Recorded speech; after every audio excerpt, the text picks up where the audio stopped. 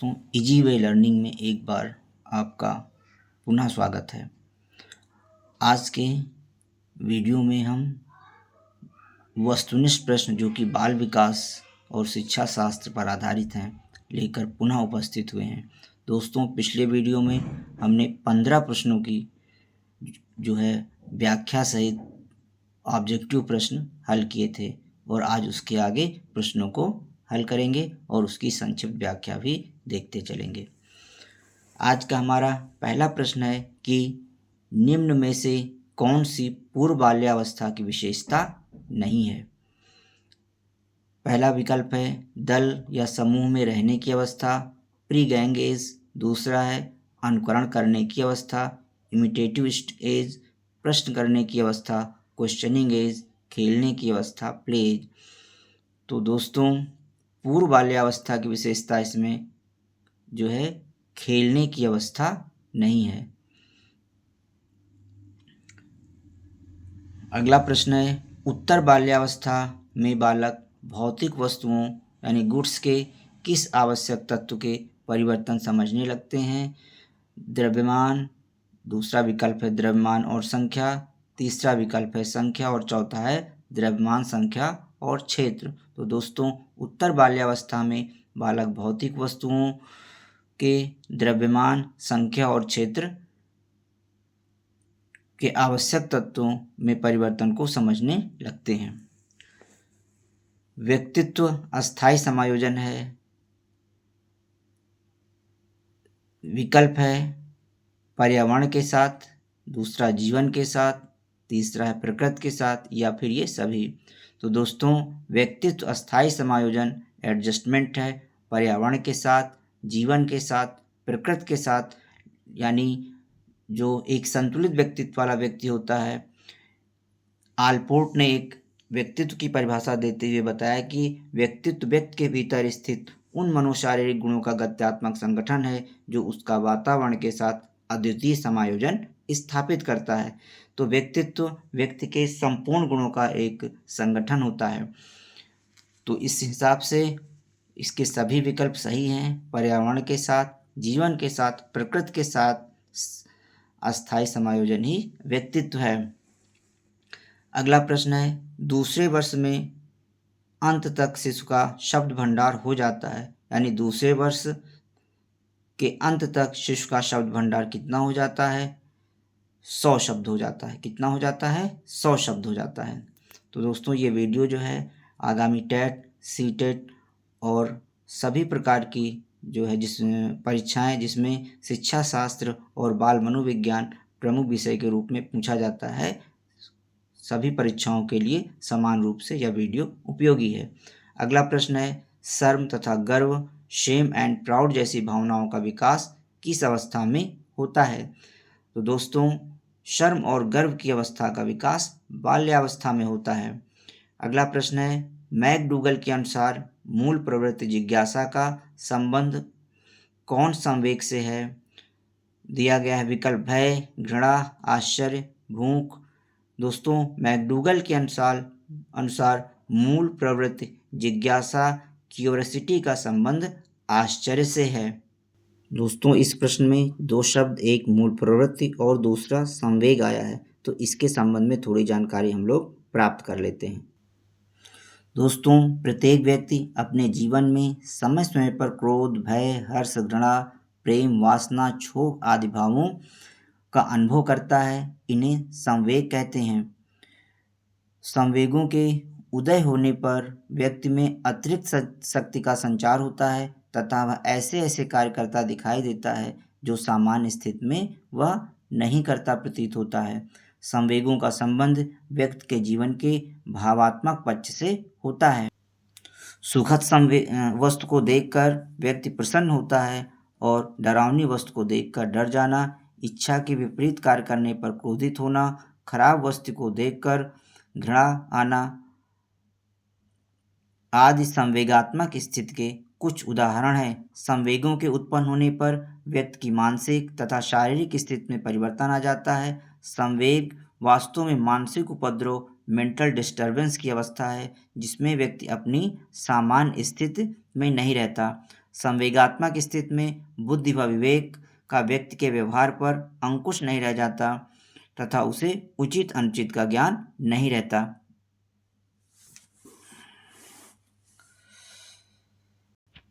संवेग वास्तव में व्यक्ति को बिना समुचित विचार किए कार्य करने को उत्तेजित करते हैं तथा उस उत्तेजना में व्यक्ति प्रशंसनीय तथा निंदनीय दोनों प्रकार के कार्य करता है। संवेग का क्या अर्थ होता है, जान लेते हैं। Meaning of emotions. संवेग शब्द का शाब्दिक अर्थ है वेग से युक्त, अर्थात जब व्यक्ति वेगवान होकर कार्य करता है तो उसे संवेग कहते हैं। अंग्रेजी भाषा में संवेग को इमोशन कहते हैं। ई का अर्थ है अंदर से तथा मोशन का अर्थ है गति, अतः इमोशन का शाब्दिक अर्थ है आंतरिक भावों को बाहर की ओर गति देना। दूसरे शब्दों में हम कह सकते हैं कि संवेग आंतरिक भावों का बाह्य प्रकाशन है। संवेग वास्तव में भावों का तीव्र होना है। वुडवर्थ के शब्दों में संवेग व्यक्ति की गति में अथवा आवेश में आने की स्थिति है। पीटी यंग के अनुसार संवेग मनोवैज्ञानिक कारणों से उत्पन्न व्यक्ति का तीव्र उपद्रव है जिसके अंतर्गत व्यवहार, चेतन, अनुभव तथा अंतरंग क्रियाएं सम्मिलित रहती हैं। संवेग वास्तव में व्यक्ति आंतरिक भावों की अचानक तीव्र होने तथा विवेक प्रक्रिया के नियंत्रण से मुक्त व्यवहार के परिलक्षित होने की स्थिति को व्यक्त करता है। अब संवेगों की विशेषताओं यानी कैरेक्टरिस्टिक्स ऑफ इमोशंस की चर्चा कर लेते हैं। संवेगों की प्रकृति भावात्मक होती है जो व्यक्ति को क्षणिक उत्तेजना प्रदान करती है, और संवेगों को व्यक्ति की मुख मुद्रा, वाणी तथा अन्य व्यवहार के माध्यम से समझा जा सकता है। इनकी कुछ विशेषताएं जैसे कि संवेगों की व्यापकता, यूनिवर्सलिटी ऑफ इमोशंस। संवेग सभी प्राणियों में पाए जाते हैं। मानव हो अथवा पशु पक्षी, बालक हो अथवा वृद्ध, सभी भिन्न भिन्न परिस्थितियों में भिन्न भिन्न प्रकार के संवेगों को प्रदर्शित करते हैं। सभी देशों के निवासियों में, सभी धर्मों, प्रजातियों अथवा जातियों के व्यक्तियों में संवेग पाए जाते हैं। शारीरिक परिवर्तन, बॉडीज चेंज। संवेगों के उदय होने पर अस्थायी शारीरिक परिवर्तन होते हैं। ये दो प्रकार के हो सकते हैं, आंतरिक शारीरिक परिवर्तन तथा बाह्य शारीरिक परिवर्तन। आंतरिक शारीरिक परिवर्तनों के अंतर्गत जल्दी जल्दी श्वास लेना, हृदय की धड़कन बढ़ जाना, पाचन क्रिया का प्रभावित हो जाना आदि प्रमुख हैं। बाह्य शारीरिक परिवर्तनों के अंतर्गत आवाज़ में परिवर्तन आ जाना, मुखमंडल के प्रकाशन में अंतर आ जाना, अंग संचालन की गति में परिवर्तन आ जाना आदि। विचार प्रक्रिया का लोप हो जाना अगली विशेषता है। Non functioning of thinking process. सांवेगिक दशा में व्यक्ति की विचार प्रक्रिया या तो शिथिल हो जाती है अथवा लुप्त हो जाती है। बुद्धि तथा विवेक एवं चिंतन तथा तर्क प्रक्रिया का उसके व्यवहार पर पूर्ण नियंत्रण नहीं रहता। वह उचित अनुचित का ठीक ढंग से विचार नहीं कर पाता है। यही कारण है कि व्यक्ति संवेग के वशीभूत होकर अनेक ऐसे कार्य कर जाता है जो वह सामान्य दशा में करना कदापि पसंद नहीं करता। व्यक्तिगतता अगली विशेषता है। इंडिविजुअलिटी। संवेगों की अभिव्यक्ति में व्यक्तिगतता होती है। एक ही स्थिति में भिन्न भिन्न व्यक्तियों के संवेगों तथा उनकी मात्रा भिन्न भिन्न हो सकती है। जैसे कि किसी गरीब बच्चे को भीषण शीत में ठिठुरता देखकर कोई व्यक्ति उसे पहनने के लिए पुराने कपड़े दयावश देता है, जबकि अन्य कोई व्यक्ति उसकी स्थिति पर हंस सकता है। इसी प्रकार से पुत्र के शैतानी करने पर किसी पिता को क्रोध आ सकता है, जबकि किसी अन्य पिता के चेहरे पर मंद मुस्कान आ जाती है। अगला है संवेगों की अस्थिरता, इनस्टेबिलिटी ऑफ इमोशंस। संवेगों की प्रकृति अस्थायी, टेम्परेरी होती है। संवेग थोड़े समय तक रहते हैं, फिर शीघ्र ही व्यक्ति सामान्य स्थिति में आ जाता है। क्रोध की अब मनोदशा में माँ अपने बच्चों को डांटती है, परंतु थोड़ी देर बाद ही वह सामान्य हो जाती है। इसी प्रकार से करुणा, घृणा, भय, आश्चर्य, कामुकता आदि संवेग कुछ समय के उपरांत शांत हो जाते हैं। संवेगों का स्थानांतरण, ट्रांसफर ऑफ इमोशंस। संवेग कभी कभी अन्य परिस्थितियों में स्थानांतरित हो जाते हैं। जैसे यदि कोई व्यक्ति क्रोध में अपने नौकर को डांट रहा होता है तो उस समय कोई अन्य व्यक्ति आकर उससे कुछ सार्थक बात करना चाहता है तो प्रायः क्रोधी व्यक्ति को आगंतुक पर भी अनावश्यक क्रोध आने लगता है। मूल प्रवृत्तियों में संबंध, रिलेशंस विथ इंस्टिंक्ट्स। संवेगों की उत्पत्ति मूल प्रवृत्तियों से होती है, जैसे जिज्ञासा से आश्चर्य की, पलायन से भय की, संग्रहण से अधिकार की तथा ह्रास से आमोद की उत्पत्ति होती है। वस्तुतः प्रत्येक संवेग किसी न किसी मूल प्रवृत्ति से उत्पन्न होते हैं। संवेगों की क्रियात्मक प्रवृत्ति, कोनेटिव टेंडेंसी इन इमोशंस। संवेगों का संबंध क्रियात्मक प्रवृत्तियों से होता है। प्रत्येक संवेग किसी न किसी एक क्रियात्मक प्रवृत्ति से संबंधित होता है। भय में व्यक्ति भागता है, आमोद में व्यक्ति हंसता है तथा क्रोध में व्यक्ति के भवें तन जाती हैं। सुख दुख का भाव निहित होना, inclusions of the feelings of pleasure और पेन। संवेगों में या तो दुख का भाव निहित होता है अथवा सुख का भाव निहित रहता है। प्रेम, स्नेह, वात्सल्य जैसे संवेगों में सुख, प्लेजर का भाव निहित रहता है, जबकि भय है, घृणा, ईर्ष्या जैसे संवेगों में दुख, पेन का भाव निहित रहता है। अब संवेगों के प्रकार की चर्चा कर लेते हैं। संवेग अनेक प्रकार के होते हैं। एक मनोवैज्ञानिक है मैकडूगल ने कुल 14 संवेगों का उल्लेख किया है, जिनमें से प्रत्येक संवेग एक एक मूल प्रवृत्ति से संबंधित होते हैं। अब इन 14 संवेगों की चर्चा कर लेते हैं। मूल प्रवृत्ति और संवेग, हर एक मूल संवेग के साथ कोई न कोई मूल प्रवृत्ति जुड़ी होती है। तो भय से पलायन, भय यानी फियर से पलायन, स्केप। क्रोध संवेग, एंगर से युत्सा, कॉम्बैट। घृणा, डिस्गस्ट से निवृत्ति। वात्सल, टेंडरनेस से संतान कामना, पेरेंटल। करुणा डिस्ट्रेस से शरणागति, अपील। लस्ट, कामुकता संवेग की मूल प्रवृत्ति है। काम प्रवृत्ति, सेक्स। आश्चर्य, वंडर की जिज्ञासा, क्यूरियोसिटी। आत्महीनता, निगेटिव सेल्फ फीलिंग की है। देन सबमिशन, आत्माभिमान, पॉजिटिव सेल्फ फीलिंग की है। आत्मगौरव, सेल्फ एसर्शन। एकाकीपन, लोनलीनेस का है। सामूहिकता, ग्रिगारियसनेस, ग्रिगारियसनेस। एंड भूख, हंगर का है। भोजन तलाश, फूड सीकिंग। अधिकार, फीलिंग ऑफ ओनरशिप का है। संग्रहण, एक्विजिशन। कृतिभाव, क्रिएटिवनेस का है। रचना, धार्मिकता, कॉन्स्ट्रक्शंस। और आमोद, एम्यूजमेंट का संवेग की मूल प्रवृत्ति है ह्रास। दोस्तों, भारतीय विद्वानों ने केवल 2 मुख्य संवेग स्वीकार किए हैं, राग और द्वेष। रागात्मक संवेग, पॉजिटिव इमोशंस। अब इसमें अपने से बड़ों के प्रति राग, जिसमें सम्मान, भक्ति, श्रद्धा संवेग हो सकते हैं। अपने बराबर वालों के प्रति राग में भिन्न मित्रता, प्रेम, आसक्ति। और अपने में छोटों के प्रति राग को स्नेह, वात्सल्य, दया। द्वेषात्मक संवेग, निगेटिव इमोशंस में जैसे अपने से बड़ों के प्रति द्वेष के लिए भय, कायरता, घृणा संवेग। अपने बराबर वालों के प्रति द्वेष के लिए क्रोध, ईर्ष्या, जलन। अपने से छोटों के प्रति द्वेष के लिए गर्व, अभिमान, अधिकार।